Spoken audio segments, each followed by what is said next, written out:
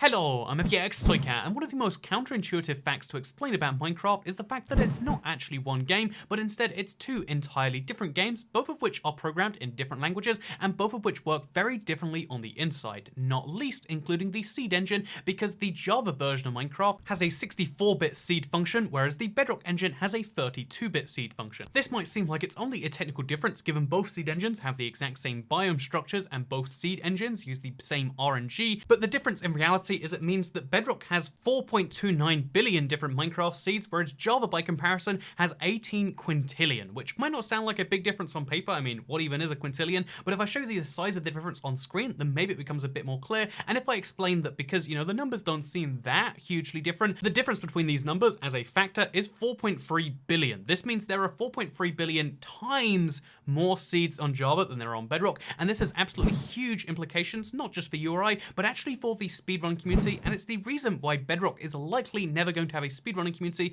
the size of Java with the current seed system. And as someone who's going to be attempting a Minecraft Bedrock speedrun, this is something that hugely affects me, so it's something I wanted to explain with today's video, and let's dive straight into it, shall we, by talking about the very key first thing.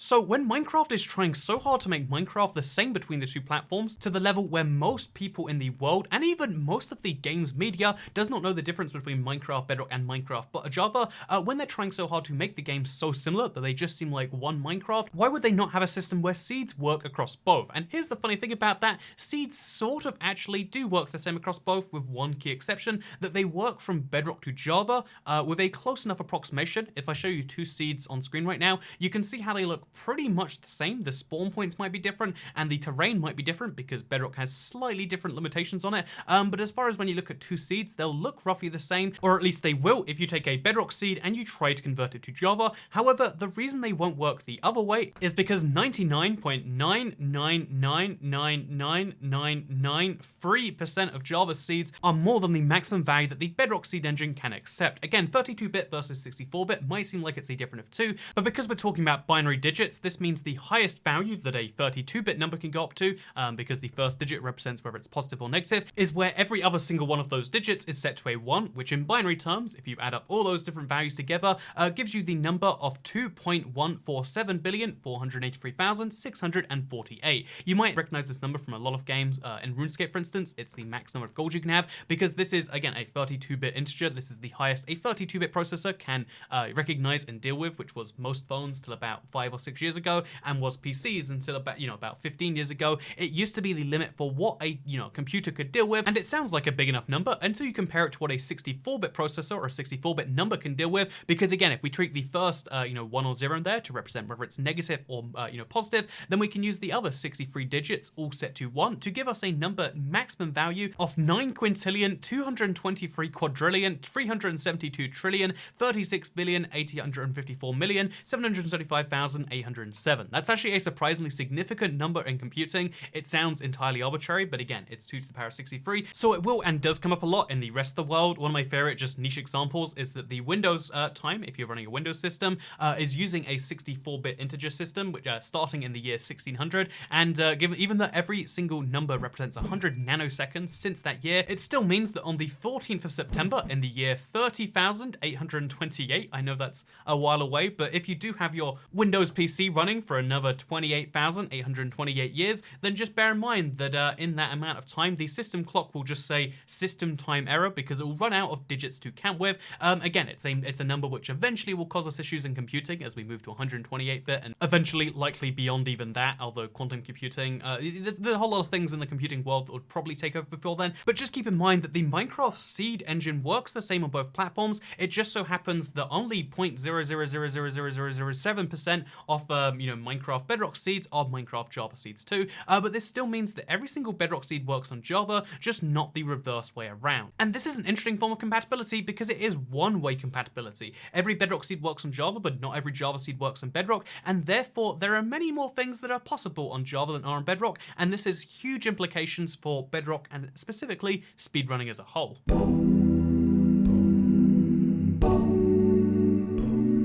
So having only 4.3 billion seeds might not seem like the biggest of deals. It might seem like that's still more than any human can explore in their lifetime, and more than even, thousands of humans could explore if they dedicated their entire lifetimes to loading up new Minecraft seeds. So sure, it should still be big enough, right? But the thing is, most of the tools that people use to find these perfect seeds for speedrunning do not use human eyes, but instead use computer programs capable of checking thousands of seeds a second. And again, it might seem like, well, still, pretty much anything should be possible in 4.3 billion seeds, right? But when it comes to speedrunning, you don't just need things to be possible, you need them to be possible somewhere near spawn. And this is where the real hard line between Bedrock and Java comes in, because that means there are some things possible on Java that are physically not going to happen on Bedrock. For instance, when you find a stronghold in Minecraft and then you find the end portal, every single one of those IF enders has a 1 in 10 chance of spawning in. This gives you an average of 1.2 IF enders for every single end portal you find. Sometimes it's 1, sometimes it's 2, sometimes it's 0, sometimes it's 3, and sometimes you can get lucky and find 4 or 5 or 6,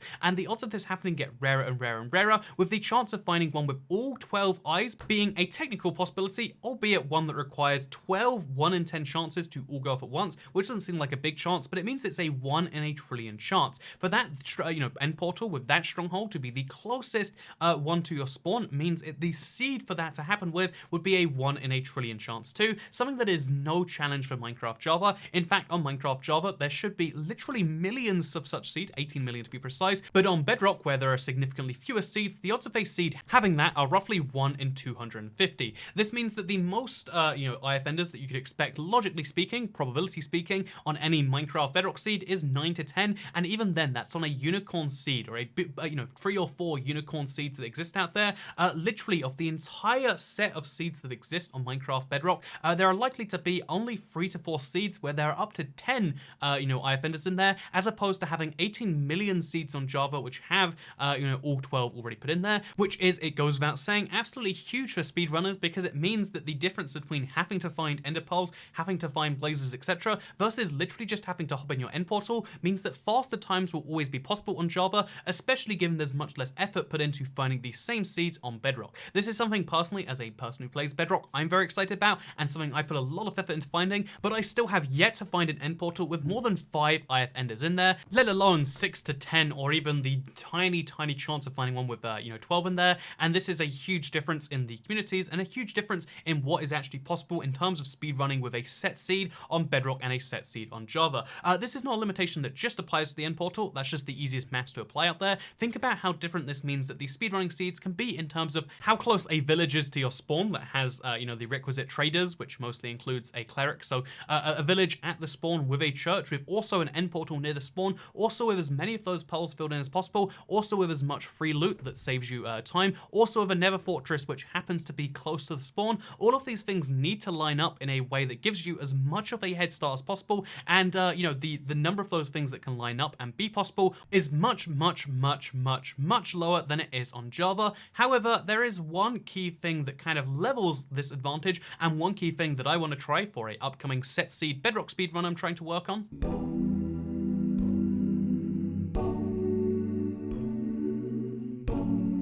There is one thing that can equal the playing field between the extreme seed searching machines that exist on Java and the comparative lack of seeds that exist at all, and the lack of seed technology on Bedrock Edition, and that is the hand searching of seeds. There are some things that programs can't perfectly search and line up, and those things are things like how many loot chests you have, combined with having to have a cleric at spawn, combined with having to have that end portal near spawn, combined with having a number of ender pearls in there already, which is hopefully more than the average of 1. Having these things together is something that's really tricky for a machine to search, especially when you combine that nether fortress requirement there and some form of lava to actually make it into. And this is something that will never perfectly match up with a 12 IF ender seed on Java, but hopefully should bring the Minecraft Bedrock community speedruns, which right now the very best time is 59 minutes versus 5 minutes on the Java. There's a huge disparity in the fastest set speed time. The plan is to find a seed to maybe even try to set the record to prove it out there, and to deliver something that can allow the Bedrock speedrun community to get much better at that. that, and then hopefully the same knowledge that we take from that, again, it's going to take a long time to find a seed that meets some of those requirements, let alone all of those together, let alone the best possible one of those. You know, we're going to be searching hundreds or thousands of seeds by hand, and they're all going to take, you know, minutes to actually search to confirm. All of those things are great, you know, assuming we don't throw them away immediately, which is going to be the plan for some of them. But the plan is to apply that knowledge from those thousands of seeds that we check to hopefully give a better seed for the set speed Minecraft Bedrock speedrunning community, because there are two categories. There's a set seed, there's one where you know the seed you're going into, and there's one with a random seed. I want to use that knowledge to hopefully get the very best Minecraft random seed speedrun. This is a whole category that has much more randomness to it, of course, but if we know how to control those random elements, if we know what seeds are good and we can load into a bunch of them, then we'll know when we found a good one, and we should be able to use that knowledge to, again, help us with the random seed category. I'm sure in the set seed category, if I set any speedrunning record, it will be beaten by the community. I'd love to see people bring the difference between the world record for Java at 5 minutes and the world record for Bedrock at 59 minutes. I'd love to see that come down, not just personally, but by anyone who is willing to beat the record. Hopefully, as a YouTuber, I can do that. And then hopefully the plan is to start the Bedrock speedrunning community with, you know, random seeds by doing something similar there. Again, these aren't about me getting any form of record, although it will be fun, and hopefully it'll be like a good sales pitch to the internet to be like, here's the world record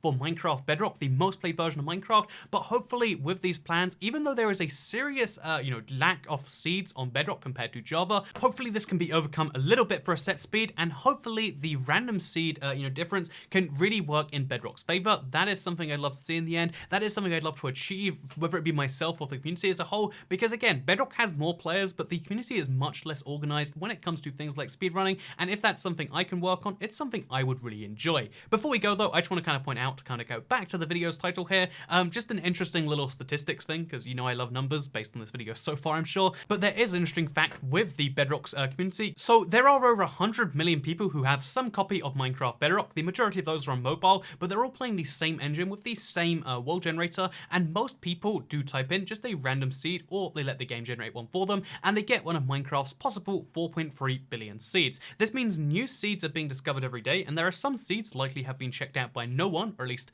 not by people who know what they're looking at, but it means that there's this very interesting thing where despite the fact that there are seeds that no one has looked at, statistically speaking, even if everyone's only loaded up one world, and some people like me have loaded up hundreds of world, but even if people have only loaded up one world each, a random seed, it means that there is a high chance that two people have loaded up the exact same world, despite leaving the seed blank to get a random seed from the game, or despite typing in entirely different things that just happened to create the same seed values, and it means that multiple people, multiple times, have happened to, you know, type in the same seed and played on the exact same Minecraft world. These two people likely don't know each other, these two people have never interacted and never will in their entire lives, but there's something beautiful about the fact that Minecraft Bedrock has so many fewer seeds, and it works against the game when it comes to speedrunning, but it does mean that statistically speaking, some of us play on the same seeds without knowing it, and there's something beautiful about that. There's something beautiful about having a finite number of something. Having infinite is definitely the dream. I mean, who doesn't want to have infinite money or infinite pizza, am I right? But having a finite amount of something can make it more enjoyable, and the challenge that comes with that is something a lot of people like. This is why I like Minecraft Console Edition and why I made videos of it back in the day. This is why I find